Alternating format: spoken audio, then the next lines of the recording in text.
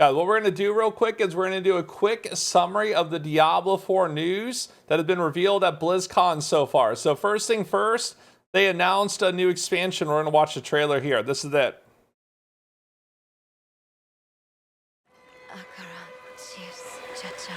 We have each played a part in what has happened here. You abdicated your choice to this child. And with every step she takes, I grow stronger. There will be no salvation in the light.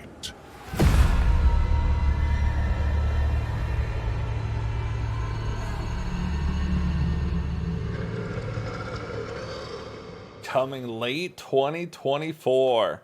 Yeah, so they didn't really give too much information at all in the new expansion. We just know new zones, there's going to be a new playable character. Supposedly there's going to be like some new endgame stuff like that. We might learn some more about it tomorrow on the developer live stream. I think at that 5 p.m. Eastern on the Diablo Talk stuff. And it's still pretty far away. So that's the first thing. Second thing is they released basically a little roadmap for Diablo 4 and like what's to come. I got the picture right here. So these are things that are going on in the Season of Blood, little improvements that they did with the characters, right? And then they're going to have another patch pretty soon. Patch 1.2.2, which is coming out on November 7th. This is going to have class-specific unique Malignant Heart rings. So if you remember the Malignant season, right, you had all the different hearts and stuff like that. Each class is going to get its own set of rings. We don't know all the powers yet that they're going to have on them. But yeah, so Malignant Heart are kind of coming back, but it has a unique ring, one for each class. So one for each class there. And then on patch 1.2.3, they're going to be doing enchanting window preview. So it's basically just going to be like Diablo 3. You can see the results of your enchanting. And then there's going to be this new end game called Abattoir of Zur. And there's going to be this new glyph that you could get, but it's going to be different than the rest of the glyphs. And then we learned some info from some different people that work on Diablo 4. Adam Jackson, he basically said the difficulty of this new end game is going to be really, really hard. The base difficulty is going to be comparable to a Nightmare Dungeon 100, and then it's going to scale up from there. So it's going to kind of be like for your no-lifers or people that really, really want to try some hard stuff with your build.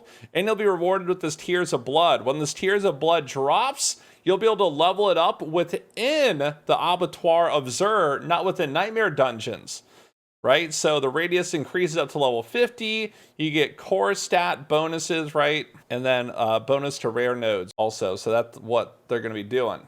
At least that's what the plan is. Probably going to give us some more information on that also. Oh, and then also Joseph Pipora said another thing about the difficulty of this new game mode is they don't want it to be like a one-shot fiesta like Uber Lilith. What they want it to be like is kind of like predictable reactive damage. So it's supposed to be, I guess it's supposed to be difficult, but it's not going to be like a bunch of things that one-shots you. Yeah, you're just going to have like a really strong build and then you're going to have to play well, but they just don't want things just one-shotting you nonstop like Uber Lilith. And then in addition to that, they also, in this little roadmap, they announced a new winter event, Midwinter Blight, starting on December 12th. At the holiday event, they're just going to have like some new quests and activities. And then also Season 3, there's going to be leaderboards in it, weekly challenge dungeons called the Gauntlet, and then Hall of Ancients. And they haven't really given any more information other than that. That is basically what we learned new from BlizzCon for Diablo 4, and we'll learn more tomorrow at like 5:30 Eastern when they do the panel for it. Okay, that's all.